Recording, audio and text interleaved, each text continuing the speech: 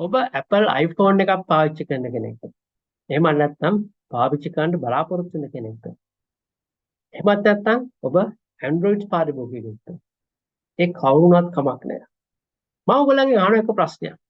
ඒ ප්‍රශ්නේ තමයි ඕගොල්ලෝ ඔයාගේ මොබයිල් එක පාවිච්චි කරද්දී එවද මොබයිල් එකක් මිලදී ගැනීමේදී කොච්චර දුරකට හිතලා තිබෙනවද මේ මොබයිල් ෆෝන් එකේ පරිසර හිතකාමීත්වය අතින් කොයි තැනද ඉන්නේ කියලා.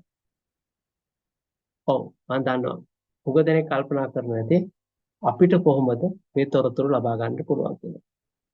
ඉතින් අද මම මේ වීඩියෝ එකෙන් කතා කරන්න බලාපොරොත්තු වෙන්නේ iPhone series එකේ අලුත්ම series එක වෙන iPhone 14 series එකේ iPhone 14 Pro කියන මොබයිල් එකේ පරිසර හිතකාමීත්වය කොහොමද කියලා කියා දෙන්න. ඉතින් අපි පරිසර හිතකාමීත්වයක් ගැන කතා කරද්දී ප්‍රොඩක්ට් එක මුළු ලයිෆ් සයිකල් එකම බලන්න ඕනේ. ඒ කියන්නේ මැටීරියල් එක්ස්ට්‍රැක්ෂන් එකේ ඉඳලා එන්ඩ් ඩිස්පෝසල් එක දක්වා කොච්චර දුරට පරිසර හිතකාමීද කියන එක. ඉතින් අපි ඉස්සෙල්ලාම පටන් ගන්නට බලාපොරොත්තු වෙන්නේ iPhone 14 Pro එකේ කාබන් ෆුට්ප්‍රින්ට් එක කොච්චරද කියලා. කාබන් ෆුට්ප්‍රින්ට් කියලා කියන්නේ iPhone Pro ෆෝන් එක මැටීරියල් එක්ස්ට්‍රැක්ෂන් එකේ ඉඳලා එයාගේ ලයිෆ් එක අවසානයේ දක්වාම කොච්චරක් දුරකට හරිතාගාර වායු නැත්නම් ග්‍රීන් හවුස් ගෑස් එමිෂන් එකක් තියනවද කියන එක. ඒක ඇත්තටම ප්‍රොඩක්ට් එක පරිසර හිතකාමීත්වයේ බලන්න පුළුවන් හොඳ මිනුම් දණ්ඩක්. ඉතින් ඔයගොල්ලෝ මොකද හිතන්නේ? මොන වගේ තත්ත්වයක් තුල ඒක ඇද්ද? ඕගොල්ලෝ හිතුවා හරි. මේ තියෙන්නේ iPhone 14 Pro එකේ එයාගේ ලයිෆ් සයිකල් එක තුල කාබන් විමෝචනය කොච්චරක්ද කියන එක. දැන් ඔයගලන්ට පේනවා ඇති ලයිෆ් සයිකල් එක ගත්තාම මැටීරියල් එකේ ඉඳලා නිෂ්පාදනය ඊට පස්සේ පැකේජින් සහ ෂිප්මන්ට් ඊට පස්සේ අවසානයේ අපි පාවිච්චි කිරීම සහ මැටීරියල් එක ඩිස්පෝස් කරනද රිකවර් කරනකොට තත්ත්වය දක්වා ගත්තාම Apple iPhone 14 Pro එක කිලෝග්‍රෑම් 65ක හරිතාගාර වායු ප්‍රමාණයක් විමෝචනය කරනවා. මේ 65 ඇත්තටම අරගෙන තිබෙන්නේ 1228 කියන කැපැසිටි එකට. කැපැසිටි එක වැඩි වෙද්දි මේ වැලියු එක එන්න වැඩි වෙනවා. ඉතින් අපි ගත්තාම මේ පරිසර ඉම්පැක්ට් එක මත බලපෑම ගත්තාම කිලෝග්‍රෑම් 65 කිව්වහම ලයිෆ් සයිකල් එකේ විවිධ තැන්වලදී කාබන් විමෝචන ප්‍රමාණය වෙනස් වෙනවා. උදාහරණයක් විදිහට වැඩිම කාබන් විමෝචනයක් සිද්ධ වෙන්නේ ප්‍රතිස්පාදනය. ඒ කියන්නේ මැටීරියල් එක්ස්ට්‍රැක්ෂන් එක සහ iPhone එක හදන්න යන කාලය තුල පාවිච්චි කරන අමුද්‍රව්‍ය හින්දා එහෙම නැත්නම් ඒදී පාවිච්චි කරන ප්‍රොසෙස් එක හින්දා සිදුවෙන කාබන් ඩයොක්සයිඩ් වායු විමෝචනය 81% පමණ වෙනවා කියලා ඒගොල්ලෝ එස්ටිමේට්කත කරලා තිබෙනවා. ඊට අමතරව මේක ලෝකේ පුරා ෂිප්මන්ට් කරද්දී ට්‍රාන්ස්පෝර්ට් කරද්දී එතන කාබන් විමෝචන 3%ක් විතර යනවා. හැබැයි අපේ ෂේස් එක ගත්තොත් ඒ කියන්නේ අපි මොබයිල් එක අරගෙන අපි පාවිච්චි කරනකොට මුළු ලයිෆ් සයිකල් එකෙන් 15%ක් පමණ වැය වෙනවා ඒකේ මුළු කාබන් එමිෂන් එකෙන් ගත්තාම.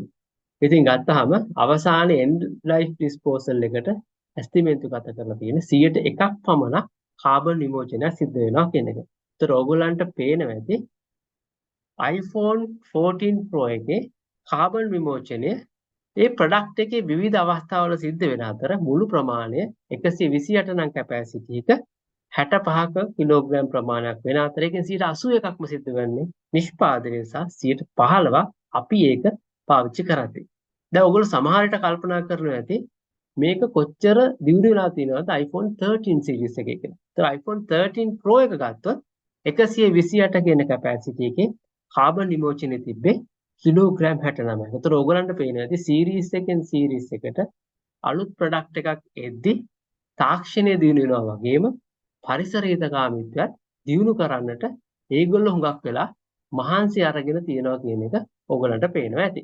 ඉතින් ඒ ආකාරයට බලපුවාම කාබන් විමෝචනය කියන්නේ ඉතාමත්ම හොඳ ඒකකයක් මේ වගේ ප්‍රොඩක්ට් එක පරිසර හිතකාමීත්වයේ බැලීම සඳහා. ඉතින් කාබන් විමෝචනයෙන් පස්සේ අපි දැන් කතා කරන්නට බලාපොරොත්තු වෙන්නේ මේ iPhone එක හදලා තියෙන මැටීරියල්ස් ගැන. මොකද මැටීරියල්ස් වලට ලොකු පරිසර බලපෑමක් සිදු කරන්නට පුළුවන්. ඉතින් ඔයගොල්ලෝ කල්පනා කරනවා ඇති කොහොමද මැටීරියල් අතින් මේ iPhone 14 Pro එක පරිසර හිතකාමී වෙන්නේ කියන එක. අපි බලමු කොහොමද කියලා. ඉතින්ලාම අපි කතා කරන්න බලාපොරොත්තු වෙන්නේ iPhone 14 Pro එකේ පාවිච්චි කරන කැමරාස් වල. ඒ කැමරාස් වල ඔයගොල්ලෝ දන්නවද දන්නේ එක වය එකක් තියෙන ඒක හදන්නේ ගෝල්ඩ් වලින්. එහෙම නැත්නම් රත්තරන් වලින්. ඒ රත්තරන් වලින් හදන ගෝල්ඩ් එක සම්පූර්ණයෙන්ම 100%ක්ම ඔයගොල්ලෝ දන්නවද රීසයිකල් කරපු ගෝල්ඩ් තමයි පාවිච්චි කරන්නේ. එහෙම නැත්නම් ප්‍රතිචක්‍රීකරණය කරන ලද ගෝල්ඩ් තමයි මේකට පාවිච්චි කරන්නේ වර්ජින් ගෝල්ඩ් වෙනුවට. ඉතින් වර්ජින් ගෝල්ඩ් ගන්න නැතුව ප්‍රතිචක්‍රීකරණය කරන ගෝල්ඩ් ගැනීම තුළින් පරිසරයට වෙන බලපෑම අපිට සෑහෙන දුරකට අවම කරගන්නට පුළුවන්. ඉතින් ඒ විතරක් නෙමෙයි iPhone 14 Pro එක ගත්තාම මේකේ මැටීරියල් වලට හුඟක් ફોකස් එකක් කරලා තියෙනවා. උදාහරණයක් විදිහට ගත්තොත් ලෝකේ තියෙනවා සමහර මැටීරියල් ඉතාමත්ම දුර්ලභයි. අපි ඒවට කියන rare earth elements කියලා. ඉතින් ගත්තාම මේ මොබයිල් ෆෝන්ස් වලට, සෙල් ෆෝන්ස් වලට විශේෂයෙන්ම මේ වගේ rare earth elements පාවිච්චි කරන්න වෙනවා ඒගොල්ලන්ගේ printed board එකට, ඒ වගේම circuits වලට, ඒවට මේවට. එතකොට ගත්තාම මේ iPhone 14 Pro එකේ ඒ පාවිච්චි කරන rare earth elements කියන ඒවා විශේෂයෙන්ම magnets වලට වගේවා 100% රීසයිකල් මැටීරියල් තමයි පාවිච්චි කරලා තියෙන්නේ. ඒ විතරක් නෙමෙයි ටංස්ටන් කියන මැටීරියල් එක මේගොල්ලෝ විශේෂයෙන් පාවිච්චි කරන ස්ටැටික් එන්ජින් එකට 100% නැවතත් රීසයිකල් කරපු එකකින් තමයි අරන් තියෙන්නේ. ඒ වගේම ටින් කියන මැටීරියල් එක ගත්තත් විශේෂයෙන්ම සෝල්ඩරින් වගේ ඇප්ලිකේෂන් වලට සර්කිට් බෝඩ්ස් වල ගත්තොත් 100%ක්ම රීසයිකල් මැටීරියල් තමයි අරගෙන තියෙන්නේ. ඒකෙන් පේනවා ඇති Apple ආයතනයේ iPhone 14 Pro එක හදද්දි කොච්චර දුරට ඒගොල්ලෝ ගන්න මැටීරියල්ස් වලට අවධානය යොමු කරලා තියෙනවද කියන එක. ඒ වගේම ප්ලාස්ටික් ගත්තාම Apple iPhone වලින් ප්ලාස්ටික් භාවිතය අවම කරන්නට ඔවුන් උත්සාහ කරන විශේෂයෙන්ම ෆොසිල් ෆුවල් මගින් ප්ලාස්ටික් නිෂ්පාදනය කරන බව ඔයගොල්ලෝ දන්නවා ඇති හුඟක් වෙලාවට. ඉතින් ඒ වගේ ෆොසිල් ෆුවල් භාවිතා කර ප්ලාස්ටික් නිෂ්පාදනය කරන දේවල් මේ මොබයිල් එකට ගැනීමට ඒගොල්ලෝ පුළුවන් තරම් අඩු කරලා තියෙනවා. ඒක ප්‍රතිඵලයක් විදිහට ඒ ප්‍රමාණය අඩු කළා පමණක් නෙමෙයි පාවිච්චි කරන ප්‍රමාණය 35ක් පමණ ඒගොල්ලෝ පාවිච්චි කරන්නේ රීසයිකල් කරපු ප්ලාස්ටික් වලින්. හැබැයි ඔයගොල්ලන්ට තව කතාවක් කියන්න තියෙනවා. ලෝකයේ තිබෙන නොයෙකුත් අහිතකර රසායනික ද්‍රව්‍ය. මේ මොබයිල් ෆෝන් එකක් ඇතුලේ ගත්තොත් ඒකේ පාවිච්චි කරන මූලද්‍රව්‍ය අමුද්‍රව්‍ය පාවිච්චි කරපුවාම සමහර ඒවා පරිසරයට හානිකර වෙන්න පුළුවන්. අපේ සෞඛ්‍ය තත්ත්වයන්ට හානිකර වෙන්නට පුළුවන්. ඉතින් හානිකර බව අවම කිරීමට Apple සමාගම සමත් වෙලා තිබෙනවා. පාවිච්චි කරපු මේ සියලුම රසායන ද්‍රව්‍ය ඇමරිකා එක්සත් ජනපදයේ පරිසර හිතකාමී ලිස්ට් එකට අනුකූලවම සිද්ධ කිරීම මගින්. ඉතින් ඔයගලන්ට පේනවා ඇති මේ වගේ මේ Apple iPhone 14 එක කාබන් විමෝචනය අඩු කරනවා වගේම මේ මගින් මේ ෆෝන් එක මේ ෆෝන් එකට භාවිතා කරන ලද මැටීරියල්ස් ගත්තාම පරිසර හිතකාමී මැටීරියල්ස් එහෙම නැත්නම් වර්ජින් මැටීරියල්ස් වෙනුවට රීසයිකල් මැටීරියල්ස් ගන්න ඒගොල්ලෝ හුඟක් වෙලාවට මහන්සි අරගෙන තිබෙනවා. ඉතින් මේක ඊටාත්ම හොඳ ප්‍රවණතාවයක් ඕගොල්ලන්ට ඉගෙන ගන්නට විශේෂයෙන්ම මොබයිල් ෆෝන් එකේ පරිසර හිතකාමීත්වය කතා කරනකොට. මැටීරියල් වලින් පස්සේ අපි ඊළඟට කතා කරන්න බලාපොරොත්තු වෙන්නේ iPhone එක කොහොමද නිෂ්පාදනය කරන්නේ? මොකද කර්මාන්තශාලාවක මේක නිෂ්පාදනය කරන්නට ඕනේ. ලෝකේ නොයෙකුත් ප්‍රදේශවල Apple iPhone හදන කර්මාන්තශාලා තියෙන්නට පුළුවන්. ඉතින් මේ නිෂ්පාදනය තුළ මේගොල්ලෝ කොහොමද පරිසර හිතකාමීත්වය ගැන අවධානය යොමු කරලා තියෙන්නේ කියන එක තමයි ඊළඟට අපි කතා කරන්නට බලාපොරොත්තු වෙන්නේ. ඉතින් මේ නිෂ්පාදනය ක්‍රියාවලිය තුළ ඒගොල්ලෝ විශේෂයෙන්ම Apple සමාගම තුල තිබෙනවා ඒගොල්ලන්ගේ නිෂ්පාදන සමාගම් ඒගොල්ලන්ගේ සප්ලයර්ස් කියලා ගත්තාම ඒගොල්ලන්ට ෆලෝ කරන්නට විශේෂ ප්‍රොටෝකෝල් එකක් ඒගොල්ලෝ හඳුන්වා දීලා තිබෙනවා. එතනදී විශේෂයෙන් ඒගොල්ලෝ ફોකස් කරලා තිබෙනවා කොහොමද මේ process එක තුළ භාවිතා කරන රසායන ද්‍රව්‍ය අහිතකර රසායන ද්‍රව්‍ය වලින් එළියට යන්නේ කියන එක. ඒ වගේම නිෂ්පාදන ක්‍රියාවලියේ සිදුවෙන සියලුම අබලි ද්‍රව්‍ය waste material කොහොමද ලෑන්ඩ්ෆිල් වෙන එක නවත්තන්නේ කියන එක. ඒ වගේම මේගොල්ලෝ දැනට වැඩ කටයුතු කරගෙන යනවා. ඒගොල්ලන්ගේ සියලුම සයිට්ස් එහෙම නැත්නම් නිෂ්පාදන ආයතන කර්මාන්ත ශාලා සියලුම දේ 100% රිනියුබල් එනර්ජි වලට පරිවර්තනය කර ගැනීමේ ලොකු උත්සාහයක නිරත වෙනවා. ඉතින් ඒ හින්දා ඔයගලන්ට පේනවා ඇති ප්‍රොඩක්ට් එකේ මැටීරියල් විතරක් නෙමෙයි නිෂ්පාදන ක්‍රියාවලිය තුලත් ඔවුන් පරිසර හිතකාමීත්වය ගැන අවධානය යොමු කරලා තිබෙනවා මේ iPhone 14 Pro එකේ කතාව ගත්තාම.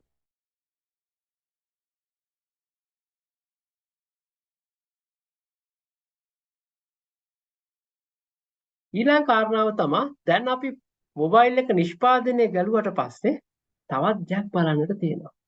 ඒ තමයි අපි පැකේජින් එක කොහොමද කරන්නේ කියලා. ඕගොල්ලෝ හිතනවා ඇති iPhone එකේ පැකේජින් එක මොන වගේ පරිසර හිතකාමීත්වයකින් යුක්තද කියලා. ඔබ හිතුවා වගේම පැකේජින් මැටීරියල් එක ගැනත් ඒගොල්ලෝ හුඟක් දුරට අවධානය යොමු කරලා තිබෙනවා. එතනින් ප්‍රධාන වශයෙන්ම එකක් තමයි ඒගොල්ලෝ භාවිතා කරන පැකේජින් එක ගත්තොත් ඒගොල්ලෝ ගිහිලා තියෙන හුඟක් ෆයිබර් බේස්ඩ් මැටීරියල්ස් වලට. ඒකෙන් ඒගොල්ලෝ බලාපොරොත්තු වෙන්නේ ප්ලාස්ටික් භාවිතය අවම කරන්න. ඒක ඒගොල්ලෝ 95ක් දුරට සාර්ථක කරගෙන තිබෙනවා. ඒ වගේම මේ 95 ඇතුළේ 74ක් මේ ෆයිබර් මැටීරියල් ඒගොල්ලෝ පාවිච්චි කරලා තියෙන්නේ රීසයිකල්ඩ් කරපු එමෙත ප්‍රතිචක්‍රීකරණය කරපු මැටීරියල්. ඒ වගේම ඒගොල්ලෝ භාවිතා කරලා තියෙන ඉතිරි ෆයිබර් වලින් 100% ඒගොල්ලෝ සහතික කරලා තියෙන ඒ වුඩ්ස් එහෙම නැත්නම් ෆොරස්ට් එකට වෙච්ච බලපෑම සම්පූර්ණයෙන්ම අවම කරගන්න විදිහට තමයි ඒගොල්ලෝ පැකේජින් මැටීරියල් එක ගැන අවධානය යොමු කරලා තියෙන්නේ. ඉතින් ඒකට ඔයගන්ට පේනවා ඒගොල්ලෝ මේ ප්‍රොඩක්ට් එකේ මුළු ලයිෆ් සයිකල් එක ගැනම කොච්චර දුරකට අවධානය යොමු කරලා තිබ්බද කියන එක. ඔය ඔක්කොම කළා ඊට පස්සේ මේ මොබයිල් එක අපේ අතට එනවා අපි පාවිච්චි කරන්න ගත්තට පස්සේ. දැන් අපි බලමු අපි මේ මොබයිල් එක පාවිච්චි කරද්දී ඒකෙන් වෙන පරිසර බලපෑම අවම කරගන්නට ඒගොල්ලෝ මොනවද වෙනස් විදියට කරලා තියෙන්නේ කියන එක. ඕගොල්ලෝ දන්නවද iPhone එකේ භාවිතයේදී සිදුවෙන එනර්ජි යූසේජ් එක. එහෙම නැත්නම් අපි ඉලෙක්ට්‍රිසිටි යූසේජ් එක ගත්තාම සාමාන්‍ය ඇමරිකානු ස්ටෑන්ඩඩ් එකේ වගේ 154 ගුණයක් අඩුයි කියලා. ඒ වගේ මේ මොබයිල් එක හදලා තියෙන්නේ බොහෝ කාලයක් පාවිච්චි කරන්නට පුළුවන් වෙන විදියට. විශේෂයෙන් මේගොල්ලෝ සැලකිලිමත් වෙලා තිබෙනවා වතුර වලින් වෙන බලපෑම නැත්නම් ඩස්ට් එකට එන රෙසිස්ටන්ස් එක කොහොමද වැඩි කරන්නේ කියන එක. ඒ වගේ මේ iPhone එකේ ඩියුරබිලිටි එක වැඩි වෙනකොට ලොකු කාලයක් පාවිච්චි කරගන්න පුළුවන් වෙන එක ඇත්තටම පරිසරයට වෙන බලපෑම අවම කරන්න පුළුවන් වෙනවා. ඒ වගේම මම ඉස්සර කිව්වා වගේ ඒගොල්ලෝ මුළු ක්‍රියාවලිය තුලම රසායන ද්‍රව්‍ය භාවිතය කියන එක ගත්තොත් එහෙම ඉතාමත්ම වගකීම් සහගත ලෙස රසායන ද්‍රව්‍ය භාවිතා කරගන්නට ඒගොල්ලෝ මහන්සි අරගෙන තිබෙනවා. දැන් ඕගොල්ලන්ට පේනවා ඇති මේගොල්ලෝ කොච්චර දුරට මේ iPhone 14 Pro එකේ පරිසර හිතකාමීත්වය වැඩි කරන්නට සැලකිලිමත් වෙලා තියෙනවද කියන එක. ඒ විතරක් නෙමෙයි ඊළඟට බලන්න ඕනේ අපි මේ මොබයිල් ෆෝන් එක භාවිතයෙන් ඉරියතට ගත්තට පස්සේ මොකද වෙන්නේ කියලා. විශේෂයෙන්ම හුඟ දෙනෙකුට තියෙන ප්‍රශ්නයක් තමයි මේවා මොකද කරන්නේ කියන එක. අවසනාවේ ලංකාව වගේ රටවල් වල ඒ වගේ පාවිච්චි කරන භාණ්ඩ නැවත ලබා ගැනීමේ ක්‍රමවේදයක් නැහැ. හැබැයි Apple සමාගම හඳුනා දීලා තියෙන ක්‍රමවේදයක් ඒගොල්ලන්ගේ ෆැසිලිටිස් හදලා තියෙන විශේෂයෙන්ම ඇමරිකාව වගේ ප්‍රදේශවල ඇමරිකාව වගේ රටවල් වල ඕගොල්ලන්ට අවශ්‍ය මොබයිල් එක දීලා ඒක රීසයිකල් වලට යැවීමේ හැකියාවක් තිබෙනවා. ඉතින් ඒක තමයි අපි කියන්නේ රිකවරි කියලා කියන්නේ. ඉතින් බලමු ඒකට ඒගොල්ලෝ මොන වගේ ක්‍රියාමාර්ගද අරගෙන තියෙන්නේ කියන එක. ඒගොල්ලෝ ඉතින් මෙහෙම කැම්පේන් එකක් අරන් යලා තියෙනවා. අපි කියන එකට easy for you, easy on the planet. ඒගොල්ලන්ගේ තියෙන iPhone recycling process එකක් හදලා. ඉතින් ඒකෙදි ලබා ගන්න මොබයිල් එක ඒගොල්ලෝ පාවිච්චි කරන රොබෝට්ස්ලා මගින් ඒගොල්ලෝ ඒක වෙන් කරලා අවශ්‍ය අමුද්‍රව්‍ය වෙන් කරලා ඊට පස්සේ අවශ්‍ය කරන රීසයික්ලින් ප්‍රොසෙස් එකට ගමන් කරනවා. ඉතින් මේ ආකාරයට අපි iPhone එක ගත්තාම මේගොල්ලෝ මුළු ලයිෆ් සයිකල් එක ගැනම හිතලා තමයි මේ ප්‍රොඩක්ට් එක නිෂ්පාදනය කරලා තියෙන්නේ. දැන් මං හිතනවා ඔයගොල්ලන්ට ලොකු අවබෝධයක් ඇති iPhone 14 Pro එක කොච්චර දුරට පරිසර හිතකාමී තත්ත්වය ගැන හිතලා තියෙනවද කියන එක. ඉතින් මේ තොරතුරු ඔක්කොම ඕගොල්ලන්ට බලන්නට පුළුවන්.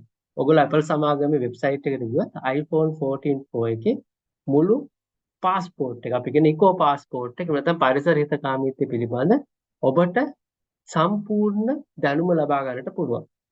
දැන් ඔයගොල්ලෝ හිතනවා ඇති කොහොමද අනිත් මොබයිල් ෆෝන්ස් කියලා. බය වෙන්න එපා. අපි ඒ ගැන ඉදිරියේ වීඩියෝ වල කතා කරන්නට බලාපොරොත්තු වෙනවා.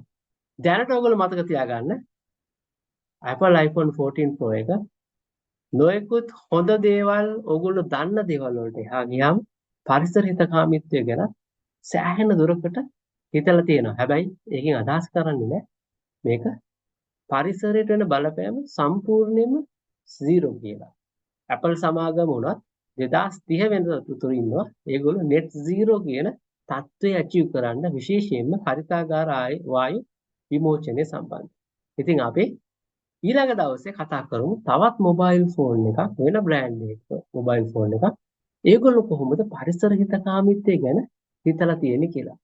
දැන් මම ඔයගලන්ට කියන්නේ ඕගොල්ලෝ භාණ්ඩයක් මිලදී ගන්නවා නම් එහෙම නැත්නම් භාණ්ඩයක් දැන් පාවිච්චි කරනවා නම් චුට්ටක් හොයලා බලන්න පරිසර හිතකාමීත්වය කොච්චර දුරට මේ ප්‍රොඩක්ට් එකේ තියෙනවද කියලා. මොකද ඒක අනාගත පරපුරට හුඟක් වැදගත් වෙන එක හැකියාවක් තිබෙනවා.